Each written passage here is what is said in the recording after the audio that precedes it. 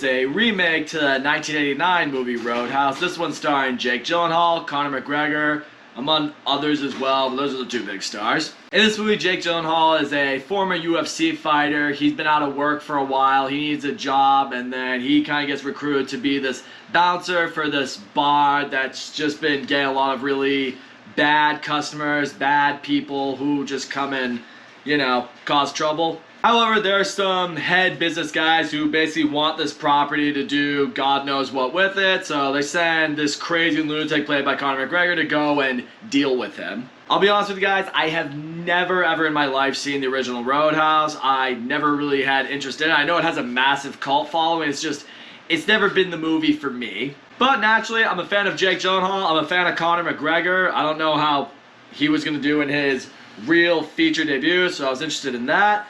And you know, a movie about guys fighting each other, I mean, what's not to like? I will say, if you go into this movie hoping to see some fun brawls, you'll have a good time. Start off with Jake Gyllenhaal. Is this the best I've ever seen him in a movie? No, definitely not. But here's one thing that I will give Jake Gyllenhaal so much credit.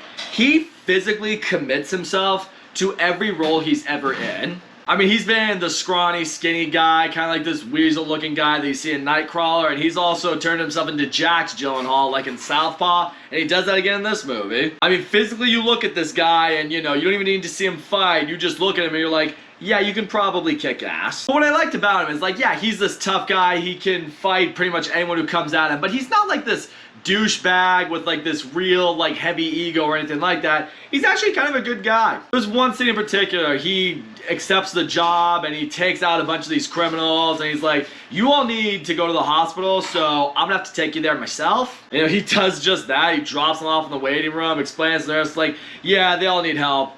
That one I kind of broke his arm. Actually made some pretty funny comical moments. I mean, is it unrealistic? Yeah, absolutely it is, but you know, you kind of just throw that to the wind because it's funny. I will say, as far as the rest of the cast goes, most of them aren't, you know, completely memorable. I mean, yeah, the female love interest, and is she memorable? No. You have the woman who kind of recruits him to, you know, man down the fort. Is she memorable? No. Also, to my understanding, I know in the original Roadhouse, he kind of like recruited a bunch of guys. He kind of trained the other bartenders to be, you know, on his sort of skill set.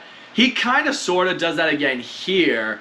But in this case, none of these other people really stand out as much. There's this one kid you feel like he's trying to show the ropes a little bit more so towards. He's kind of letting him be like, hey, trouble's going on over there. Why don't you go check that out? But we don't really learn about this kid. We don't really learn about, you know, his background or why he's even stayed at a bar that's attracted so much unwanted people. So I guess as far as flaws of the movie go, if the movie could have elaborated more on, you know, the people that he works with in this bar, could have made you care a little bit more about certain characters. As far as the villain aspect goes, it's very generic, it's very forgettable. It's like, you know, big businessman just wants to, you know, take over some property and Jake Gyllenhaal standing in the way, so, you know, he sends, you know, other people to go deal with it. But that's when, you know, the guy's a little higher up in the class when he sends others to deal with it. He doesn't actually deal with it himself. As far as the ones he does send to deal with it, let's talk about Conor McGregor. Okay, tell you guys this right now. I fucking love the UFC. I am a massive fan of Conor McGregor. I mean,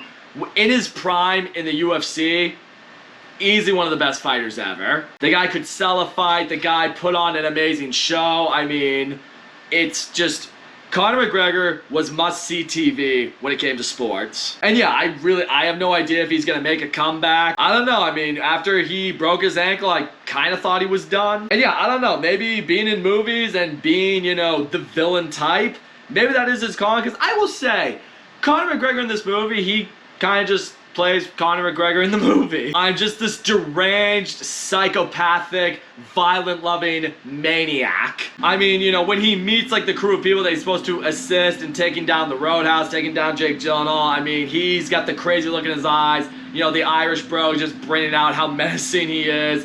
And yeah, people fear him. And it makes sense. If I saw this tatted up, jacked brute get right in my face, I'd probably be a little nervous myself. Especially if I was aware of his fighting background. But I will say this much, getting into the fights themselves, they're actually pretty entertaining. Is it the best fight you've ever seen in a movie? No, absolutely not. But they're pretty brutal, they're pretty intense, you know, bones break, blood shatters.